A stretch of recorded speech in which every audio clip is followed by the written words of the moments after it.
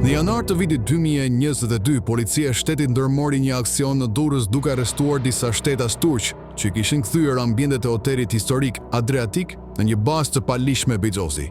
Fillimisht operacioni u cilësua si një sukses, por shumë shpejt çështja u zbe. Sipas burimeve timore, ndërhyrjet në institucionet e tjera bën që akuza ndaj të huajve të zbuteshin, ndërsa pronarët e godinës Besnik dhe Nevila Duda u shmangën nga hetimi.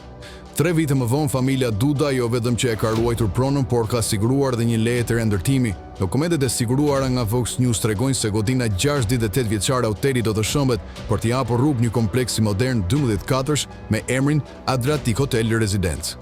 Ironikisht, projekti i ri parashikon ndërtimin e një kazinoje duke rikthyer në mënyrë ligjore aktivitetin që dikur e çoi pronën në hetim.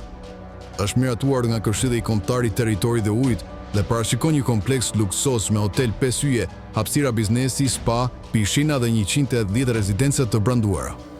Sipas projektit, ndërtesa do të kombinojë elementet e historisë arkitektonike me një superstrukturë moderne, ndërsa katet e poshtme do të ruajnë disa tipare të vjetra të godinës origjinale. Megjithatë, shumë qytetarë shohin këtë si fundi një pjese historike të Durrësit. Hoteli Adriatik është ndërtuar në vitin 1957 gjatë periudhës së bashkëpunimit me Bashkimin Sovjetik. Aso kohë ka qenë simboli i turizmit shqiptar. Tani, në vend të një kujtese historike do të ngrihet një kompleks luksi me kazino, një shembull i qartë se si lishmëria dhe lobimi ka zëndësuar trashëgiminë dhe kujtesën historike të qytetit bregdetar.